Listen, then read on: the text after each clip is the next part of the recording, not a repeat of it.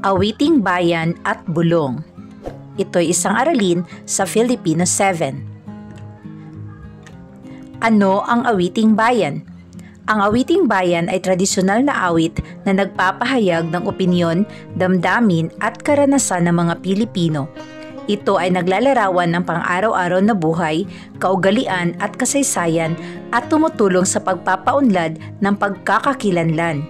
Likha ng karaniwang mamamayan, ito'y madalas na itinatanghal sa mga okasyon tulad ng pista, kasal at iba pa.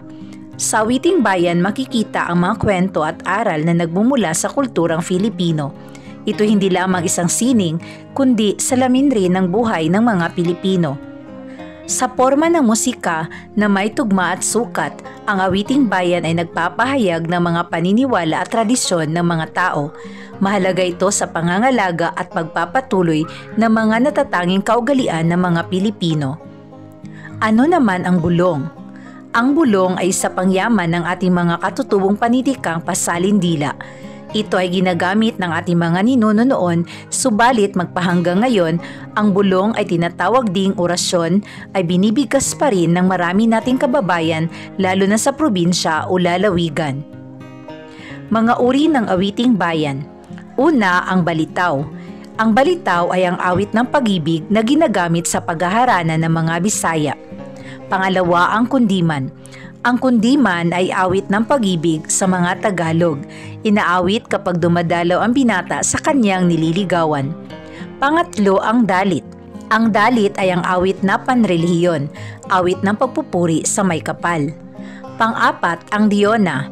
Ang diyona ay awit sa pamamanhikan o kasalan.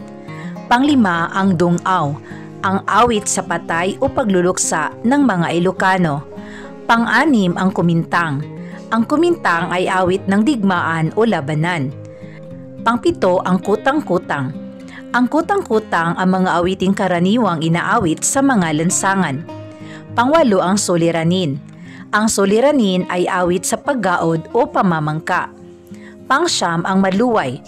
Ang maluway naman ay awit sa sama-samang paggawa. Pangsampo, ang uyaye o hele.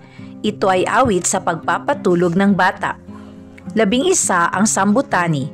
Ang sambutani ay awit sa pagtatagumpay. At ang panghuli, ang talindaw. Ito ang awit habang nagsasagwan. Yan ang mga uri ng awiting bayan. Ngayon ay puntahan natin ang isang halimbawa ng awiting bayan ng mga Cebuano. Sabayan niyo ang isang mag-aaral na inawit ang awiting bayan na ang pamagat ay Si Pilimon.